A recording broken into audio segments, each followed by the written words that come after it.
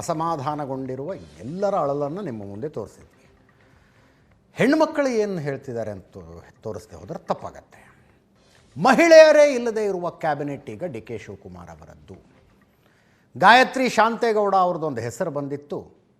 ಸಿದ್ದರಾಮಯ್ಯನವರು ಅದು ಯಾವ ಮಟ್ಟಿಗೆ ಹಠಕ್ಕೆ ಬಿದ್ದರು ಅಂದರೆ, ನೆನ್ನೆನೂ ಹೇಳಿದೆ ನಾನು, ಒಂದು ಕಡೆ ಗಾಯತ್ರಿ ಶಾಂತೇಗೌಡ ಅವ್ರನ್ನ, ಇನ್ನೊಂದು ಕಡೆ ಬಸವರಾಜ ಶಿವಣ್ಣ ಅವ್ರನ್ನ ಕೂಡಿಸ್ಕೊಂಡು ಹೇಳಿದ್ರಂತೆ, ನಾನೇ ತಡೆ ಹಿಡಿದಿದ್ದೀನಮ್ಮ ನಿನ್ನ ಹೆಸರನ್ನು, ನೀನು ಬೇಕಿದ್ರೆ ಹೋಗಿ ಮಂತ್ರಿಯಾಗಿ ಪ್ರಮಾಣ ವಚನ ಸ್ವೀಕರಿಸೋದಿದ್ರೆ ಸ್ವೀಕರಿಸು, ನನ್ನ ಮಗ ಯತೀಂದ್ರ ಹತ್ರ ನಾನು ರಾಜೀನಾಮೆ ಕೊಡಿಸ್ತೀನಿ ಅಂತ ಹೇಳಿದ್ರಂತೆ.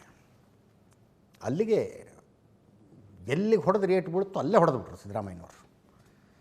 ಅಂತಿಮವಾಗಿ ಏನಾಯಿತು, 20 ಜನರ ಲಿಸ್ಟ್ ಬಂದಿತ್ತು, 19 ಜನ ಪ್ರಮಾಣ ವಚನ ಸ್ವೀಕರಿಸಿದರು. ಮಹಿಳೆಯರೇ ಇಲ್ಲದ ಕ್ಯಾಬಿನೆಟ್ಟು, ಒಂದು ಸ್ಥಾನ ಖಾಲಿ ಇದೆ, ಅದನ್ನು ಮಹಿಳೆಯರಿಗೆ ಕೊಡ್ತಾರೆ. ಅದನ್ನೇನು ಮಹಿಳೆಯರಿಗೆ ಕೊಡ್ತಾರೆ ಅಂತ ಹೇಳಿದ್ರೆ ರಾಕೆಟ್ ಸೈನ್ಸ್ ಏನು ಬೇಕಾಗಿಲ್ಲ. ಈಗ 7 ಜನ ಪ್ರಯತ್ನ ಪಡ್ತಾ ಇರೋದು ಅದಕ್ಕೆ, ವಿಧಾನ ಪರಿಷತ್ ಸದಸ್ಯರು ಸೇರಿದಂತೆ 7 ಜನ ಪ್ರಯತ್ನ ಪಡ್ತಾ ಇದ್ದಾರೆ.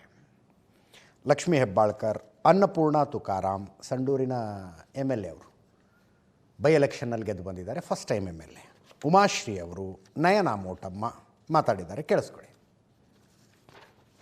ಮಹಿಳಾ ಪ್ರಾಧಾನ್ಯತೆ ಕೊಟ್ಟಿಲ್ಲ ಅನ್ನುವಂಥದ್ದು ಅದು ನಮಗೂ ಕೂಡ ಎಲ್ಲೋ ಒಂದು ಹಂತದಲ್ಲಿ, ಬಟ್ ಒಂದು ಸೀಟ್ ಇದೆ ಮಹಿಳೆಗೆ ಮೀಸಲು ಅಂತ ಇದೆ. ಒಬ್ರಿಗೆಲ್ಲ 2-3 ಜನ ಆಗಬೇಕಾಗಿತ್ತು, ಆಗಲಿ, ಆದರೆ ಇದನ್ನು ಕೂಡ ಬೇಗ ಮಾಡಲಿ ಅಂತ ಅಂದ್ಕೊಳ್ತೀನಿ. ಹೌದು, ನಾವು ಮಹಿಳಾ ಒಂದು ಇದರಲ್ಲಿ ಕೇಳಿದ್ದೀವಿ, ನಾವು ಕೂಡ ಆಕಾಂಕ್ಷೆ ಇದ್ದೀವಿ. ಪಕ್ಷ ವಹಿಸಿದಂಥ ಎಲ್ಲ ಜವಾಬ್ದಾರಿಗಳನ್ನು ಅವರು ಪ್ರಾಮಾಣಿಕವಾಗಿ ನಿರ್ವಹಿಸಿರ್ತಕ್ಕಂಥ ಒಂದು ಆಧಾರದ ಮೇಲೆ ನಾವು ಇವತ್ತು ಸಚಿವ ಸ್ಥಾನವನ್ನು ಕೇಳಿದ್ದೀವಿ. ಈ ಒಂದು ಸ್ಥಾನ ಖಾಲಿ ಇದೆ, ಇದೆಯಾ ಮೇಡಮ್ ನಿಮಗೆ? ಯಾಕಂದ್ರೆ ಅಲ್ಲ, ಮನವಿ ಮಾಡ್ಕೊಂಡಿದ್ವಿ, ಹೈಕಮಾಂಡ್ಗೆ ಬಿಟ್ಟು ವಿಚಾರ. ಸಿದ್ದರಾಮಯ್ಯನವ್ರನ್ನ ಭೇಟಿ ಮಾಡಿದ್ರ ಮೇಡಮ್? ಹೌದು, ಸಿದ್ದರಾಮಯ್ಯನವರು ಕೂಡ ಭೇಟಿ ಮಾಡಿ, ಎಲ್ಲರಿಗೂ ಭೇಟಿ ಮಾಡಿ ನಾವು ಮನವಿ ಮಾಡಿ, ಮಹಿಳೆಯರಿಗೆ ಇವತ್ತು ಸ್ಥಾನಮಾನ ಕೊಟ್ಟಿಲ್ಲ, ನಾವು ಆ ಆಧಾರದ ಮೇಲೆ ಕೇಳಿದ್ವಿ. ಇಲ್ಲಿ ಮಹಿಳೆಯರಿಗೆ ಯಾವ ಕೋಟ ಅಂತೇಳಿ ಬರಲ್ಲ, ಒಟ್ಟು ಒಬ್ಬ ಮಹಿಳೆಗೆ ಅಥವಾ 2 ಮಹಿಳೆಯರಿಗೆ ಸ್ಥಾನಮಾನ ಕೊಡಬೇಕು ಅನ್ನೋದು ಇದೆ.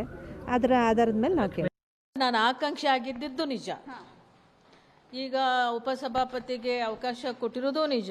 ಅದರ ಮೇಲೂ ಪಕ್ಷ ಏನು ತೀರ್ಮಾನ ಮಾಡುತ್ತೋ ಅದನ್ನು ನಾನು ಸ್ವೀಕಾರ ಮಾಡಲೇಬೇಕಾಗತ್ತೆ. ಮಹಿಳೆಯರಿಗೆ ಅಟ್ಲೀಸ್ಟ್ ಒಂದು 2-3 ಸ್ಥಾನ ಕೊಡ್ತಾರೆ ಅಂತ ಒಂದು ಆಸೆ ನಾವೆಲ್ಲರೂ ಇಟ್ಕೊಂಡಿದ್ವಿ.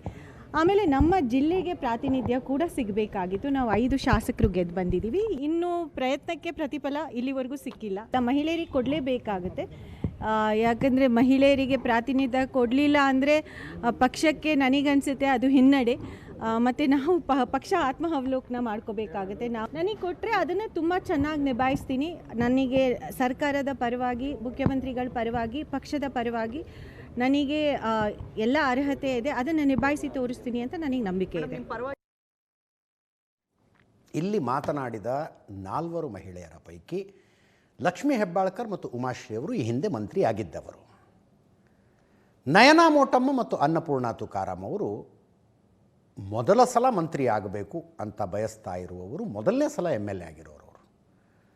ನಯನಾ ಮೋಟಮ್ಮ ಅವರು 2023 ಜನರಲ್ ಎಲೆಕ್ಷನ್ನಲ್ಲಿ ಗೆದ್ದಿದ್ದಾರೆ. ಸಂಡೂರಿನಲ್ಲಿ ತುಕಾರಾಮ್ ಅವರು ಗೆದ್ದಿದ್ರು 2023 ಎಲೆಕ್ಷನ್ನಲ್ಲಿ. 2024ಕ್ಕೆ ಬಳ್ಳಾರಿ MP ಟಿಕೆಟನ್ನು ಕಾಂಗ್ರೆಸ್ ಅವರಿಗೆ ಕೊಡ್ತು. ಅವರು ಗೆದ್ದು MP ಆಗಿ ಹೋದರು.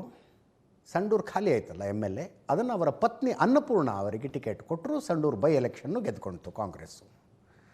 ತುಕಾರಾಮ್ ಅವರ ವಾದ ಏನು, ನೀವು ಹೇಳಿದ್ದಕ್ಕೆ ನಾನು MP ಎಲೆಕ್ಷನ್ಗೆ ನಿಂತ್ಕೊಂಡು ದಿಲ್ಲಿಗೆ ಹೋಗಿದ್ದೀನಿ MP ಆಗಿ, ಅಕಸ್ಮಾತ್ ನಾನು MLA ಆಗಿ ಮುಂದುವರೆದಿದ್ದರೆ ಈಗ ನನಗೆ ಸಿಗ್ತಿತ್ತು ಮಂತ್ರಿ ಸ್ಥಾನ, ನನ್ನ ಸೀನಿಯಾರಿಟಿ ಆಧಾರದ ಮೇಲೆ ಬಳ್ಳಾರಿಯಿಂದ ನನಗೆ ಸಿಗ್ತಿತ್ತು.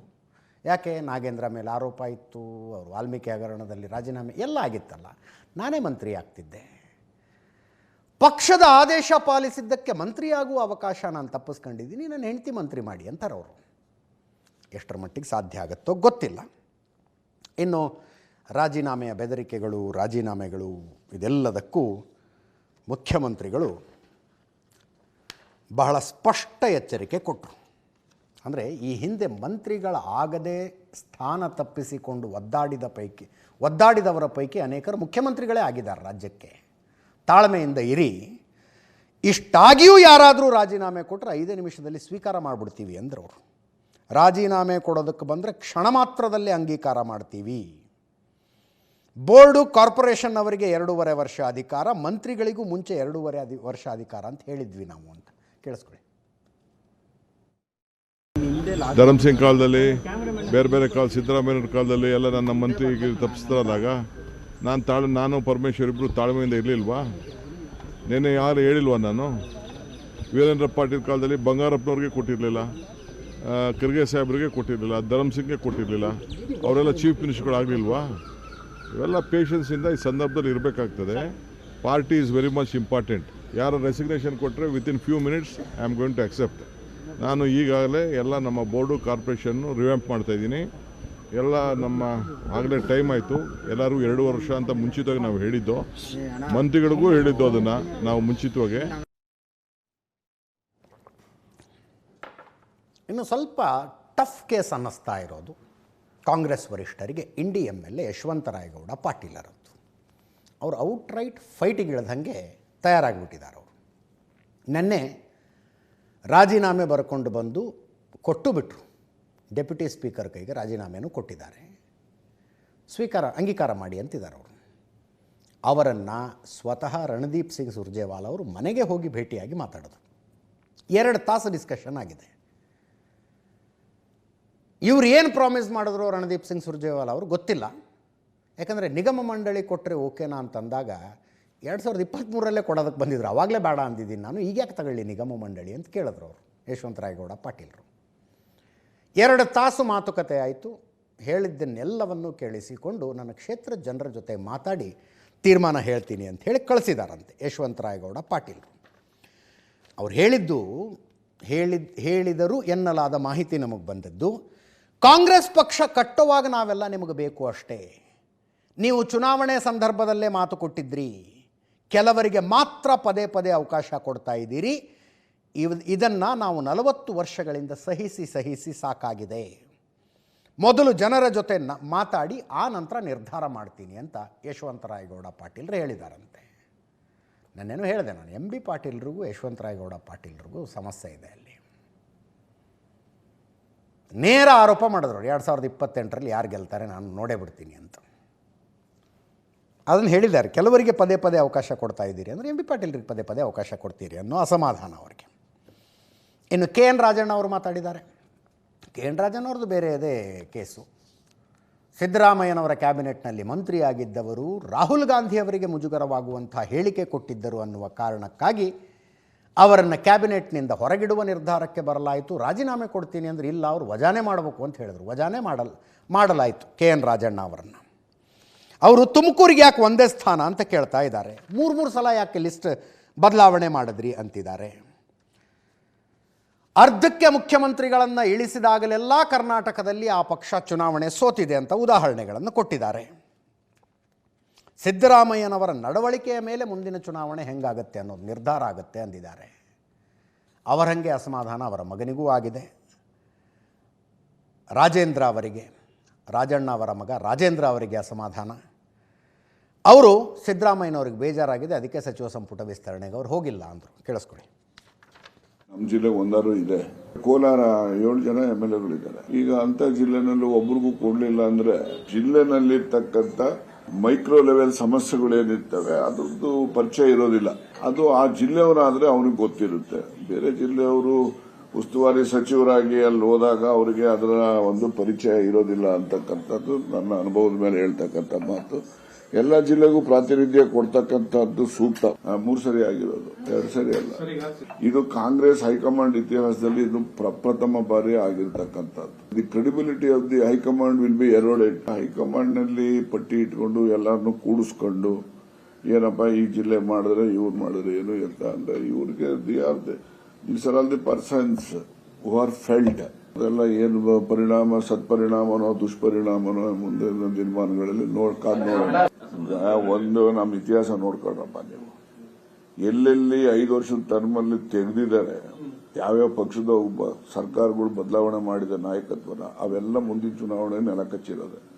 ನೀವು ಹಿಂದಿಂದ ನೋಡ್ಕೊಂಬನ್ನಿ. ನೀವು ಹಿಂದೆ ವೀರೇಂದ್ರ ಪಾಟೀಲ್ ತೆಗೆದ್ರು, ಆಗ ಬಂಗಾರಪ್ಪನ್ ಮಾಡಿದ್ರು, ಆಮೇಲಿಂದ ಬಂಗಾರಪ್ಪನ್ ತೆಗೆದ್ರು, ವೀರಪ್ಪ ಮೊಯ್ಲಿ ಮಾಡಿದ್ರು. ನೆಕ್ಸ್ಟ್ ಏನಾಯ್ತು, 40 ಸೀಟ್ಗಳಿತ್ತು.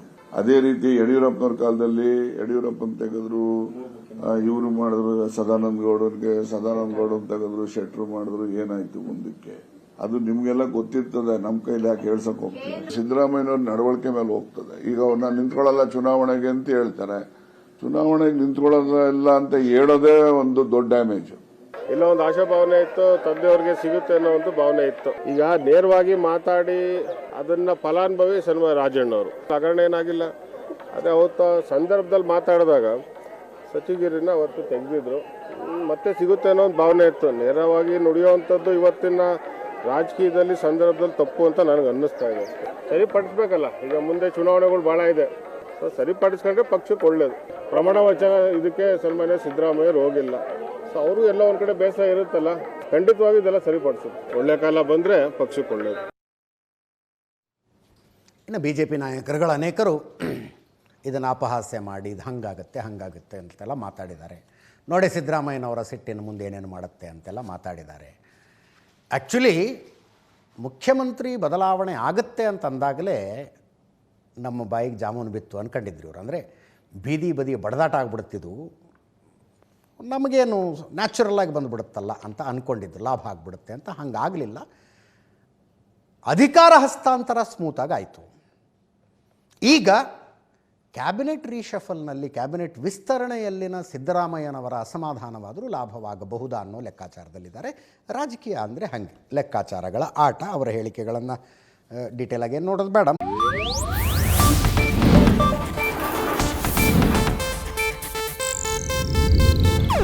ಇದು ಏಷ್ಯಾನೆಟ್ ನ್ಯೂಸ್ ನೆಟ್ವರ್ಕ್ ಪ್ರಸ್ತುತಿ.